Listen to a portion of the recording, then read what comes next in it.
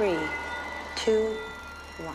Welcome to MsMojo, and today we're counting down our picks for the terrifying true crimes that inspired American Horror Story. I'm gonna make it big. Everyone says so. You can expect to see me up on the silver screen one day. For this list, we're looking at the real-life events that reportedly influenced the first 10 seasons of Ryan Murphy and Brad Falchuk's hit series. If you haven't seen seasons 1 through 10, beware of spoilers ahead. What's your favorite season of AHS? Let us know in the comments. Number 10. The Axeman of New Orleans. The third season of American Horror Story takes place in the lively city of New Orleans, Louisiana. Though the main story is set in 2013, AHS goes back to when the notorious Axeman was actively killing in the city. I assume the only people who saw him were the ones who were killed. Some of them survived, and they would just report like a large looming figure, like a dark figure. Oh. So he really did become kind of like a boogeyman. From May 1918 to October 1919, the Axeman killed 6 people and wounded another 6. On March 13, 1919, a letter he supposedly sent appeared in the newspaper, detailing his plan for the night of March 19th, demanding that everyone play jazz music. And if they didn't, they would get the axe, though he sometimes used razor blades as a weapon too. His prose could use refinement, but we get the point. If we don't play jazz music Tuesday night... We're inviting an attack. It could not be more clear, sister. The real question is, what are we to do? There are plenty of theories out there as to who this mysterious Axeman could have been, but ultimately, he was never identified. They have never caught me, and they never will. They have never seen me, for I am invisible, even as the ether which surrounds your earth. Number 9. Antone Tony Costa, aka the Cape Cod Vampire. In the first part of this dual season, TV writer Harry Gardner and his family head to idyllic Provincetown, Massachusetts from New York City. He's offered a cure for his writer's block, but the catch is that he develops a taste for blood. Scientifically, the drug severely depletes the 4 major minerals in our blood. See, Harry, you can't survive on the pill without replacing those minerals in heroic doses. And cartons of cow meat ain't gonna cut it, champ. This is likely inspired by serial killer Tony Costa, dubbed the Cape Cod Vampire for murdering as many as 8 women in 1969, leaving teeth marks on their bodies. He also blamed his drug use for causing his violent behavior, much like the black pills. Will anybody who's taking drugs have that reaction? Not at all. But somebody who's already thinking about killing and doing other violations, once they're on drugs, their inhibitions have been evaporated for the most part. Keeping with the East Coast vampire theme, the Pale People and the character of tuberculosis TB Karen is a nod to the tuberculosis pandemic in New England in the 19th century, which led to a vampire panic. A characteristic of tuberculosis is deterioration of the body. Often victims would become emaciated to the point of seemingly being consumed by an unknown force, slowly and painfully wasting away. Number 8. Richard Speck. The second episode of AHS's inaugural season sees a Manson family-esque trio, Bianca, Fiona, and Dallas, break into the Harmons' new house planning to recreate a crime that happened there in 1968. Our Franklin was the first. Before Manson, he changed the culture. We're paying tribute to him. A strange man used a ruse to get inside the home, acting as a dormitory for student nurses. He then attacks the 2 students who were home alone, drowning Gladys before assaulting and killing Maria. This is based on the mass murder of 8 student nurses in Chicago in July of 1966, committed by Richard Speck, who also inspired the name of the killer in the series, R. Franklin. R. Franklin hated nurses. He had a bad experience with a mercury and a broken thermometer. Speck was apprehended days later, and the lone survivor of that night positively identified him during the trial. He remained incarcerated until his death in 1991. He took the easy way out. But I think it's going to be a lot better for remaining members of the family so we don't have to suffer every year when that sucker came up for parole hearings. Number 7. Josef Mengele. Season 2's Asylum centers on the horrors of Briarcliff Manor, a psychiatric hospital in Massachusetts. Chief physician Dr. Arthur Arden conducts twisted experiments on various patients, leaving them disfigured, dead, or inhuman. His true identity is Hans Gruber, a former Nazi scientist at Auschwitz. And when they came back, if they came back, something had changed. He had made them sick, whatever he'd done to them. They'd be afraid to speak out. They'd be sworn to secrecy. The evil character seems largely based on German SS officer/doctor Josef Mengele, known and detested for his own deadly experiments at both Auschwitz and Gross-Rosen concentration camps. You're in a wheelchair. Is that, do you think, related in any way? I have no way of knowing. Because you don't know what they injected you with? I have no idea. There are also similarities to the extremely unethical hepatitis experiments conducted at New York City's Willowbrook State School from the 1950s to 70s. Briarcliff itself is like Willowbrook, whose horrendous conditions were famously exposed by Geraldo Rivera, much like Lana Winters does in the series. The church sold Briarcliff Manor to the state of Massachusetts in the fall of 1965. Since then, conditions have deteriorated. These images and sounds are far more powerful than any words that can be spoken. Number 6, Madame Marie Delphine Lalaurie. In the first episode of Season 3, the witchy students of Miss Robichaud's Academy take a trip to the French Quarter and tour the famous Lalaurie mansion. This very house, the center of New Orleans high society, was also a place of abject horror. Madame Lalaurie was a respected socialite in early 1800s New Orleans, known for her lavish parties. But she was later more associated with cruelty towards slaves, some of whom she kept shackled and caged in her attic. The Code Noir, a decree that dictated the conditions of slavery, did not exist on these grounds. It was replaced by the Madame's own code of terror. Her crimes were only discovered when a fire broke out at the mansion on April 10, 1834, where fire marshals and police found several imprisoned slaves. The deaths of multiple slaves were also later uncovered. Language is powerless and inadequate to give a proper conception of the horror which is a scene like this must have inspired. Lalaurie was a serial killer living in a house of horrors and evaded capture by fleeing to France. However, AHS provides a different outcome. It's been such a busy day. I forgot to apply my retin-A. You care to make the first cuts?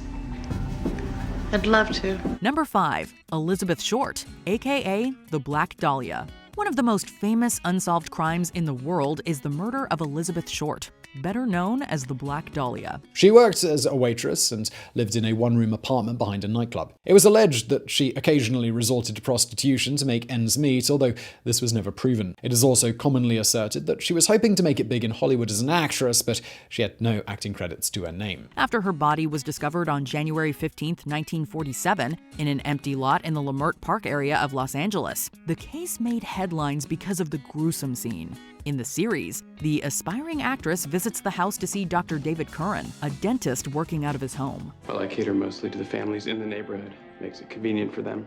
And for me. And for your wife. Oh, I'm not married. Not currently. Before getting a filling, Short is sedated, but when she doesn't wake up, ghostly resident Dr. Charles Montgomery steps in to assist Curran with the post-mortem disposal. I am quite a renowned surgeon. I'm here to help you. Montgomery is actually inspired by Dr. Walter Bailey, a surgeon whose family knew Ms. Short and was deemed a suspect by a Los Angeles Times copy editor in the mid-90s. Douglas notes that so much information can be ascertained from the murderer's interactions and time he spent with the body, that today the crime would be, quote, very solvable. Number 4, the Alpine Manor Nursing Home Killings, aka the Lethal Lovers. Two of the many spirits inhabiting the new home of Matt and Shelby Miller are sisters Miranda and Bridget Jane, nurses who once used the property to operate their own assisted living center. They wanted families who were tired of taking care of their relatives, families who just wanted a place to store them until they died. But the most bizarre criteria for accepting a patient had to do with the letter of their first name. The nurses kill elderly patients, attempting to spell out the word murder using the names of their victims. Sadly, this is based on the real murders committed by Gwendolyn Graham and Catherine Wood in the late 1980s. The report shows the nurses' aides tried to kill at least 10 patients, Today, the lead detective revealed for the first time that more elderly patients were likely killed by the pair.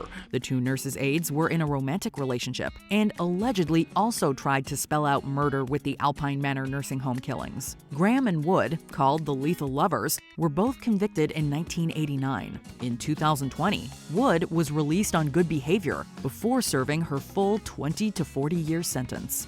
Is it any more of a threat to people in our society to have a serial killer loose in another community and just say, just not ours? Number 3, Richard Ramirez, aka the Night Stalker. From April 10, 1984 to August 24, 1985, Richard Ramirez assaulted and murdered over a dozen people in California, breaking into their homes at night, earning him the name the Night Stalker. He had no empathy, no feelings, nothing. He wanted to be known as the greatest serial killer that ever lived. A highly fictionalized version of the infamous serial killer appears in Hotel as one of the deceased Devil's Night guests. But a younger Ramirez is prominently featured in 1984 during his active years. I will find you. Satan will show me the way. He ends up at Camp Redwood, the haunted summer camp littered with other killers trapped on the premises. The season leans heavily into Ramirez's interest in Satanism, going so far as to depict him with supernatural powers and immortality.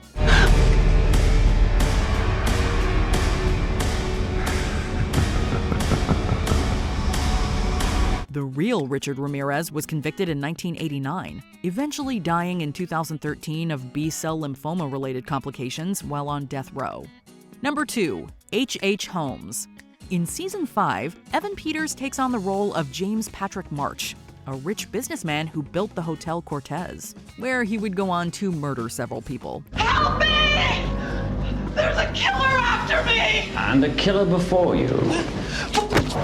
Mr. March is partially inspired by conman and the man often dubbed America's first known serial killer, H.H. Holmes, as well as his murder castle in Chicago. How many people he killed is uncertain, but he was convicted of at least one and executed in 1896. And just before he was hanged, he said, "I have never committed murder. That is all I have to say." Holmes would use his final breath to unsuccessfully con his way out of death. While the real Holmes had at least 4 marriages, March marries Elizabeth Johnson, aka the Countess, who is very similar to Elizabeth Bathory. I'd be delighted to host our meal on any night you choose. We could do it nightly instead of monthly. Just say the word. Once a month, James. That's our arrangement. I'm far too busy for anything more. The Hungarian Countess is considered the most prolific female murderer, believed to have killed over 600 young women between 1590 and 1610, bathing in their virginal blood to preserve her youth. I'm on a cleanse. Not anymore. Before we unveil our top pick, here are some honorable mentions. Lizzie Borden. Grace Bertrand took an axe, much like another axe-wielding woman who allegedly killed her family. I lost my father and my stepmother that night. I lost my stepsister the next day when she accused me of murdering them. John Wayne Gacy. Twisty the Clown was inspired by the killer clown, who was executed for killing at least 33 young men. Wait, you didn't hire him? Troy? Troy?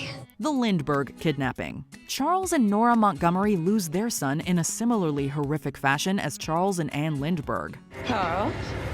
What is it, Charles? Madam, there's no need for you to see this. The Wineville chicken coop murders. Miss Evers' son was kidnapped and killed on Halloween 1925 by a Gordon Northcott-like killer who took victims to his farm in Wineville. They searched the city for days, but he wasn't in the city. His killer took him to his ranch up in Wineville. Infamous religious or cult-like leaders.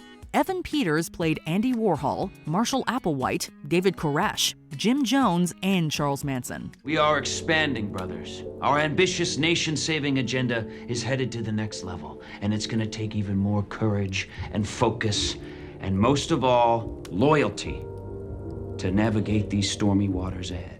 Before we continue, be sure to subscribe to our channel and ring the bell to get notified about our latest videos. You have the option to be notified for occasional videos or all of them. If you're on your phone, make sure you go into your settings and switch on notifications.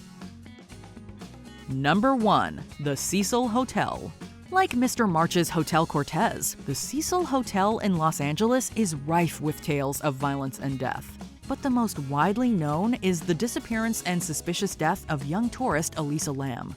She was traveling by herself, spent a few days in San Diego, and then came to Los Angeles on the 28th of January. She was last seen alive in January 2013, captured in a bizarre surveillance video that went viral before her body was discovered in a water tank on the roof in February. On Devil's Night, some of the most notorious serial killers come to the hotel, including Richard Ramirez, Eileen Wuornos, Jeffrey Dahmer, John Wayne Gacy, and the Zodiac Killer. Murder is 1 part perspiration, 10 parts preparation. I built this hotel for the sole purpose of hiding the evidence. Ramirez and Austrian serial killer Jack Unterweger are said to have stayed at the Cecil Hotel. Elizabeth Short, the Black Dahlia, has also been associated with the hotel. You were the front page news of every paper for 2 months. I really did become somebody. Do you agree with our picks? Check out this other recent clip from MsMojo. And be sure to subscribe and ring the bell to be notified about our latest videos.